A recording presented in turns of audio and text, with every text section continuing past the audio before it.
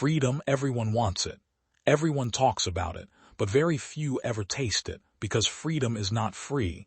It never was and it never will be. Freedom demands a price, and the currency is discipline. Look at history.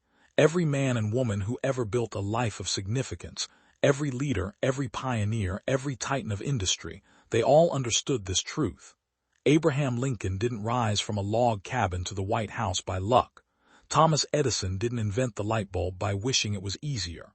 Henry Ford didn't revolutionize transportation by sitting back and hoping someone else would do it. They paid the price, and the price was discipline. The discipline to think when others were distracted. The discipline to act when others were afraid. The discipline to endure failure after failure until their vision became reality. But today, too many confuse freedom with comfort. They confuse liberty with ease. They believe freedom is waking up when they want, doing what they want, avoiding what they dislike, indulging in distraction and calling it a lifestyle. That's not freedom. That's a cage with invisible bars. The bars of laziness, procrastination, and self-deception. And the longer you stay inside that cage, the more the world closes in on you. Debt, regret, weakness, dependence. That is the cost of undisciplined living. True freedom is earned. True freedom is designed. It is the result of self-mastery, and self-mastery begins with discipline. Discipline is the hand that shapes destiny. It is the architect of success. It is the silent force that separates those who wish from those who achieve. Think of a soldier. Their freedom on the battlefield doesn't come from chaos. It comes from order, from training, repetition, and relentless practice. Think of an athlete. Their freedom to dominate the game doesn't come from talent alone. It comes from years of discipline, the hours in the gym, the diet, the sacrifice, the refusal to quit when no one is watching. Think of a composer. Their freedom to create symphonies comes not from inspiration alone, but from the discipline of mastering scales, studying form, writing when the muse is silent. The formula has not changed. The human condition has not evolved beyond this law. If you want to live free, you must pay in advance with discipline. And here's the paradox. At first, discipline feels like chains. It feels restrictive, waking up early when your body wants to sleep, choosing the book when the screen tempts you, saying no to comfort food when your appetite screams yes. To the undisciplined, discipline looks like prison. But to the disciplined, discipline becomes the key that unlocks the door, because discipline in the moment creates freedom in the future. When you discipline your finances today, you buy financial freedom tomorrow. When you discipline your health today, you buy vitality and energy tomorrow. When you discipline your mind today, you buy clarity, focus, and wisdom tomorrow.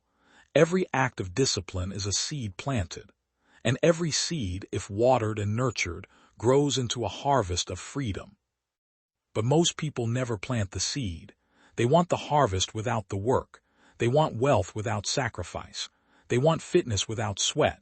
They want wisdom without study. They want love without loyalty. They want freedom without discipline.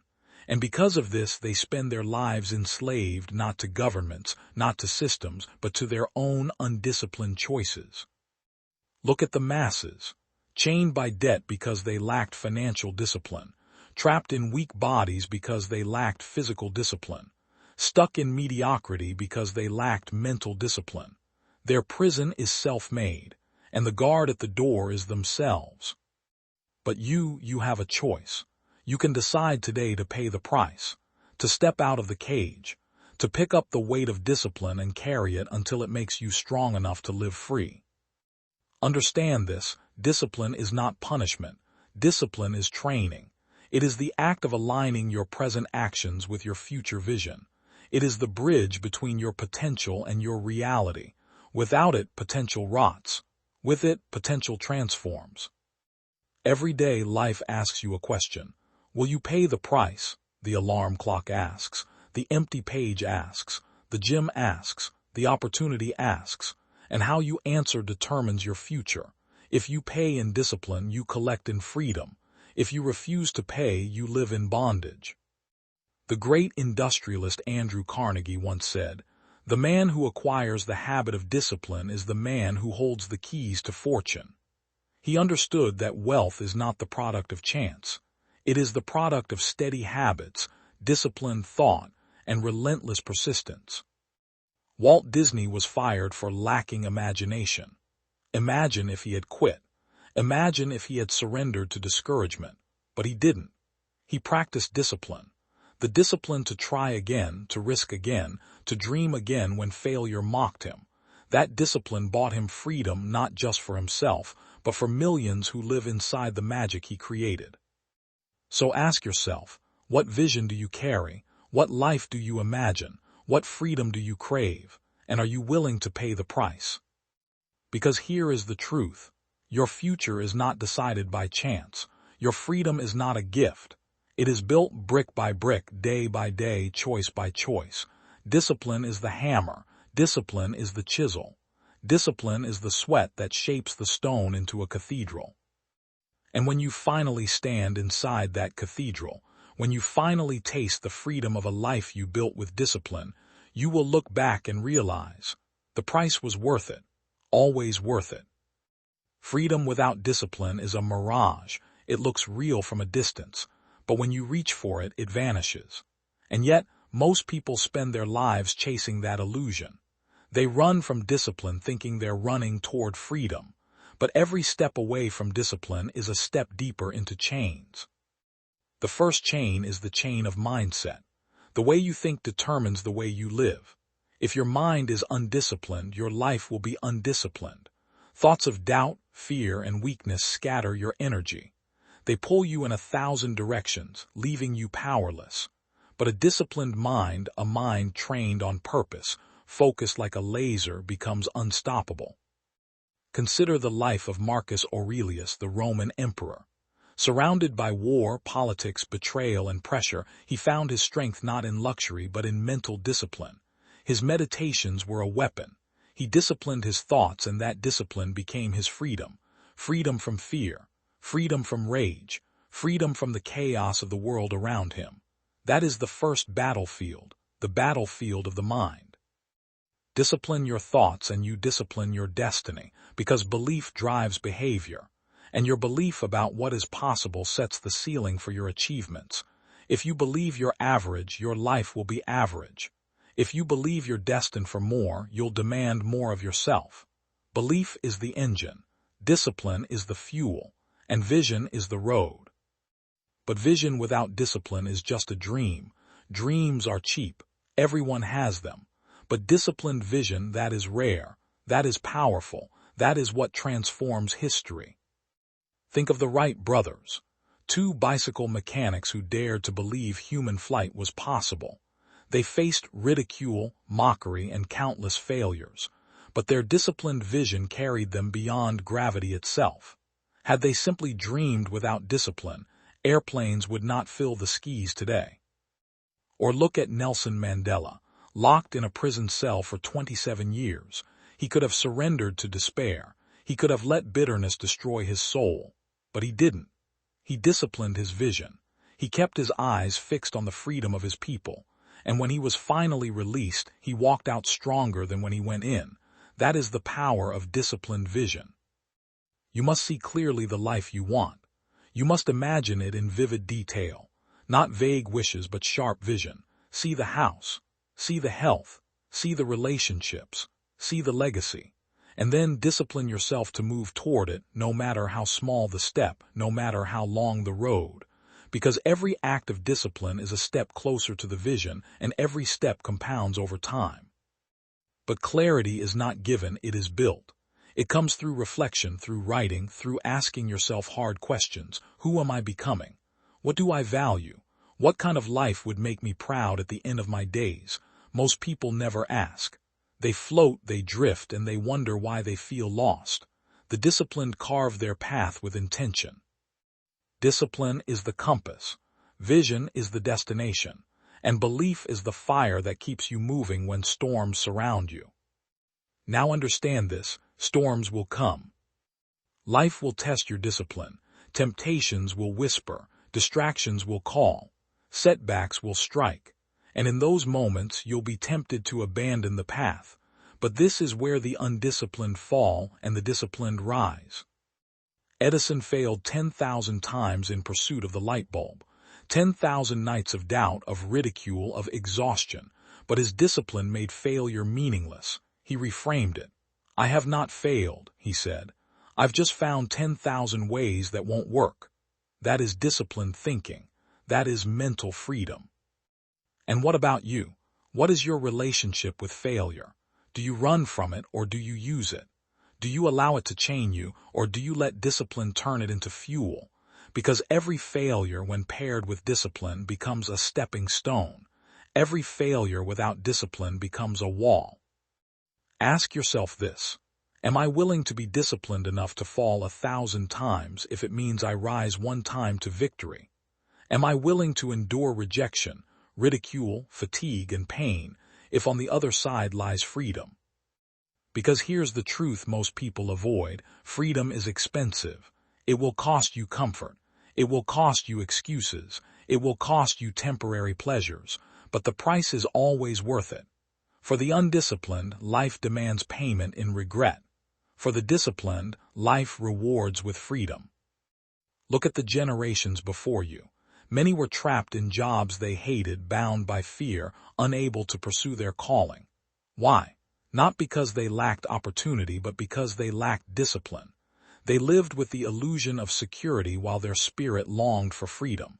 But you have a chance to break that cycle, to choose discipline and therefore to choose freedom. The question is not whether discipline works. It always works. The question is whether you will do the work. Will you master your mornings, or will the morning master you? Will you feed your mind wisdom, or will you poison it with distraction? Will you choose the long-term gain, or surrender to the short-term high? This is the price. The small, daily, unglamorous, unseen acts of discipline: waking up early, saying no when it's easier to say yes, training when it's easier to rest, reading when it's easier to scroll, investing when it's easier to spend, speaking truth when it's easier to be silent. That is the price of freedom. And here lies the beauty. The more you pay, the easier it becomes. Discipline compounds. The first act feels heavy. The 100th feels natural. What once felt like chains becomes your armor. What once felt like sacrifice becomes your strength. And eventually, discipline is no longer what you do, it becomes who you are. At that point, freedom is not something you chase. It is something you embody. Purpose. Without it, discipline loses its power. Discipline without purpose is drudgery, but discipline fueled by purpose is destiny. Think of it like fire. Discipline is the wood, purpose is the spark. Alone, wood is lifeless, still, without energy. But when ignited by a spark, it blazes, it warms, it transforms the night. That is why you must know your why. Why do you wake up early? Why do you study? Why do you train? Why do you sacrifice? If your only answer is because I should, your fire will fade. But if your answer is because my future demands it, because my family deserves it, because my life is meant for more, then no storm can extinguish you. Look at Martin Luther King Jr. His purpose was not small. His purpose was not selfish.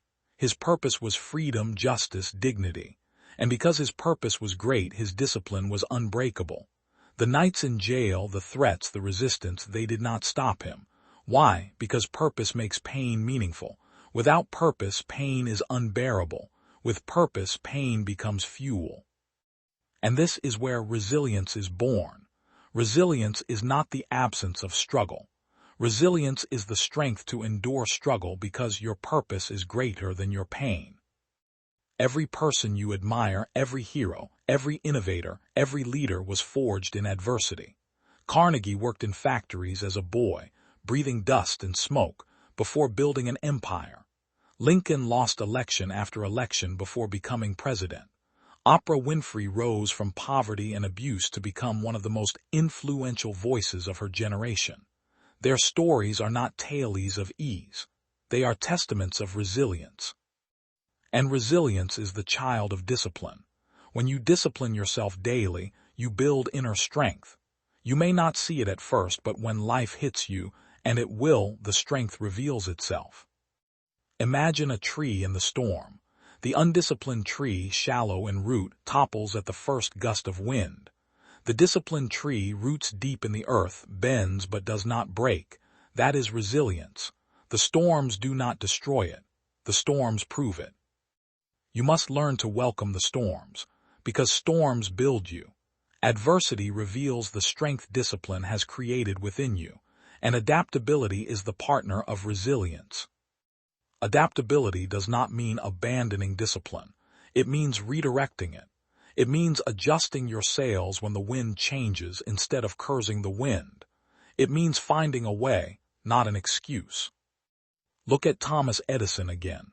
Imagine if, after his 1000th failure, he had said, "This is impossible." Imagine if he had surrendered his discipline instead of adapting his approach. The world would still sit in darkness, but his adaptability turned obstacles into opportunities. Or look at Steve Jobs. He was fired from his own company, a humiliation most could never recover from, but he adapted. He disciplined his mind, launched new ventures, and when the opportunity returned, he reclaimed Apple and transformed it into one of the greatest companies in history. Discipline kept him going. Adaptability redirected him. Life will not unfold exactly as you plan.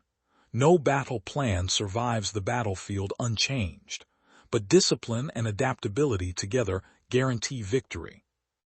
Now hear this truth. Most people break not because the challenge is too great, but because their purpose is too small. They quit because they never decided what they truly wanted. They live by accident, not intention. They wait for inspiration, for motivation, for opportunity, and when it does not come, they surrender. But the disciplined are different. They choose purpose. They live by design. They adapt, they endure, they rise. Ask yourself, what is your why? What is the fire that will carry you through the storm? What purpose will make you unbreakable? Because when your purpose is clear, your discipline is strong, and your adaptability is sharp, you become untouchable. Life may wound you, but it cannot destroy you. Setbacks may delay you, but they cannot define you. You will fall, but you will rise. You will bend, but you will not break. This is the secret most miss. The disciplined life is not a rigid life. It is a resilient life, a life capable of growth, change, and expansion. Discipline is not chains, it is wings. It is what allows you to fly above circumstance, to rise beyond limitation, to create freedom where others see only walls. Purpose, resilience, adaptability. These are the allies of discipline. Together they transform your life into something unshakable, unmovable, undeniable. And when the storms clear, when the dust settles, when you look back at the road behind you, you will not regret the price you paid. Because the price of discipline is temporary. The reward of freedom is eternal. Discipline is not built in the grand moments of life. It is built in the quiet, ordinary choices you make when no one is watching. Freedom is not forged in a single decision. It is forged in thousands of small acts repeated over time. Daily action is the workshop of destiny. Every day is a vote for the person you are becoming. When you rise with purpose, when you move with intention, when you act with discipline, you cast a vote for freedom. But when you drift, delay, indulge, and procrastinate, you cast a vote for bondage. Your life today is nothing more than the accumulation of yesterday's votes, and your life tomorrow will be built on the votes you cast today. This is why discipline demands daily action, not occasional bursts of effort, not once-in-a-while passion, every day. The undisciplined wait for motivation. They wait until they feel like it. But motivation is fickle. It comes and goes like the wind. Discipline does not wait. Discipline acts. Discipline says, I move whether I feel like it or not because my future depends on it. Look at Benjamin Franklin. He did not leave his greatness to chance. He created a list of virtues and disciplined himself to practice them daily. He tracked his failures, learned from them, and kept moving forward. Over time, his disciplined daily actions compounded into wisdom, wealth, and legacy. Or consider Bruce Lee. He said, I fear not the man who has practiced 10,000 kicks once, but the man who has practiced one kick 10,000 times. That is discipline, not the scattered effort of the undisciplined, but the daily repetition of mastery. And this brings us to the second great force, gratitude, because discipline without gratitude can become bitterness. You can wake early, work late, sacrifice much, and still feel empty if you forget to be grateful. Gratitude transforms discipline from a burden into a blessing. It reminds you that discipline is not something you have to do, it is something you get to do. When you discipline your body, be grateful for the strength to move, to breathe, to train. When you discipline your mind, be grateful for the gift of thought, of learning, of imagination. When you discipline your finances, be grateful that you have resources to manage. Gratitude reframes the struggle. It turns the pain of sacrifice into the joy of progress. Look at Viktor Frankl, imprisoned in Auschwitz, stripped of everything, surrounded by unimaginable suffering.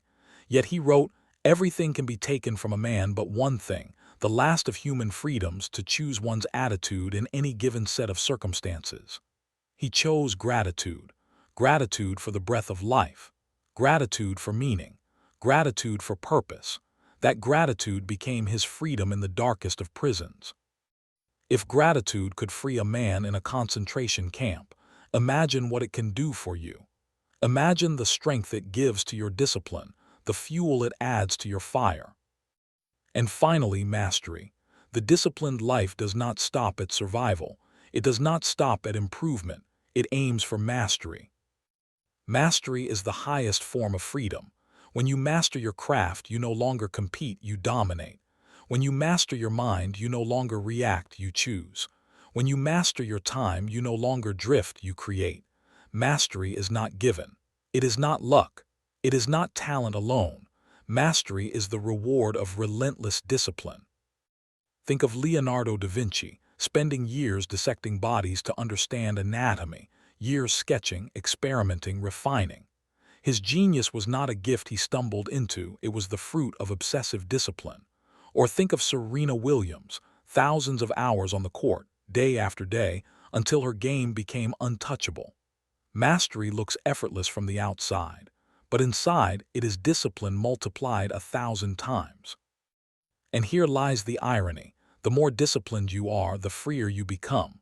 When you master your craft, you are free to create without limitation. When you master your body, you are free to move without restriction. When you master your time, you are free to live without chains. Discipline is the root. Mastery is the flower. Freedom is the fragrance. This is the path: daily action, gratitude, mastery. Together, they transform discipline from duty into destiny. So ask yourself tonight, did I cast votes for freedom today? Did I act when it was easier to delay? Did I give thanks when it was easier to complain? Did I pursue mastery when it was easier to settle for mediocrity? Because your answers determine your tomorrow. Self-mastery. This is the highest victory, the greatest conquest, the ultimate freedom. Because if you do not master yourself, you will be mastered by something else, by fear, by laziness, by distraction, by the expectations of the crowd. The undisciplined are ruled by impulses, by emotions, by the whims of circumstance. The disciplined are ruled by vision, by principles, by purpose. One is slavery, the other is freedom. Look back through history. The empires that crumbled did not fall because of enemies outside their walls, they collapsed because of decay within. Rome was not destroyed by invaders alone. It was destroyed by corruption, indulgence, and a loss of discipline. The same is true of individuals.